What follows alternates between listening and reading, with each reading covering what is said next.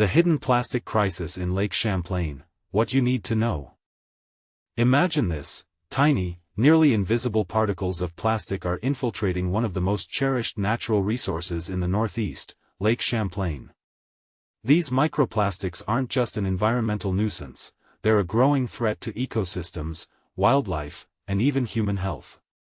But how exactly do these minuscule pollutants find their way into such a vast body of water? And what can we do about it? Recently, aboard the University of Vermont's research vessel Marcel Melisira, 7 days joined forces with a team of researchers from 6 organizations to uncover the truth behind this pressing issue, and the findings are both eye-opening and alarming.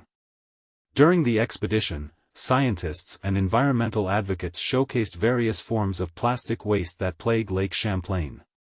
From jagged fragments and synthetic fibers to foam chunks and something called nurdles, the diversity of plastic pollution was staggering. For those unfamiliar, nurdles are tiny pre-production plastic pellets that serve as the raw material for manufacturing countless plastic products. Factories in Vermont and New York use these beads to create everything from packaging materials to household items, but some of them have mysteriously made their way into the lake. Researchers suspect they may be escaping during transportation mishaps or improper disposal at industrial sites.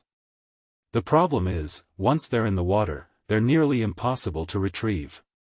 Here's where it gets concerning: if larger pieces of plastic aren't removed promptly, they degrade over time, breaking into smaller and smaller bits.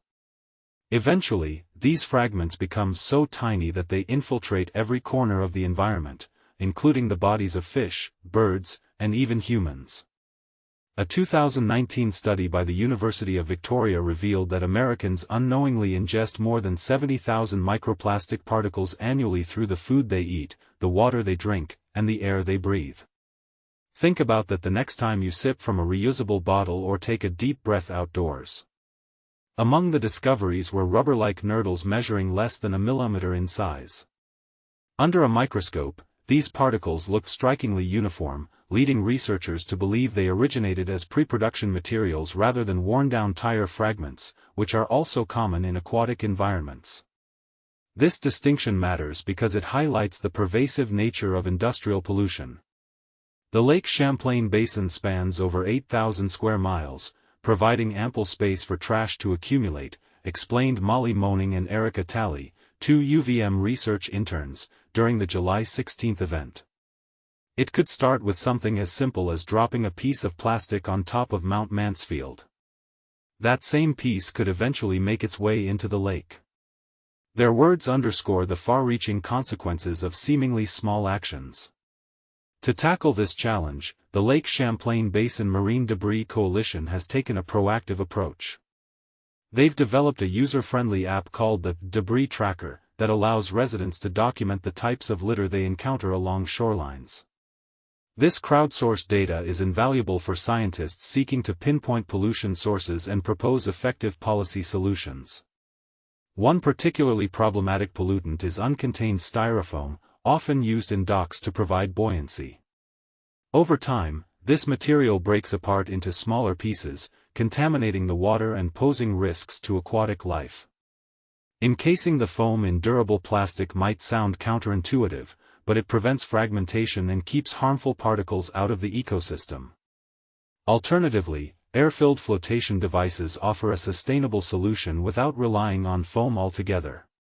In response to this crisis, Vermont passed the Flood Safety Act in 2024, which prohibits the sale and repair of docks containing exposed styrofoam.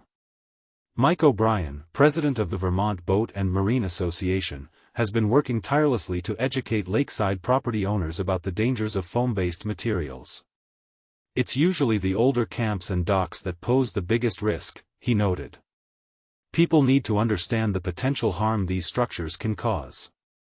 Researchers identified several culprits contributing to the foam epidemic: buoys, packaging supplies, takeout containers, and coolers.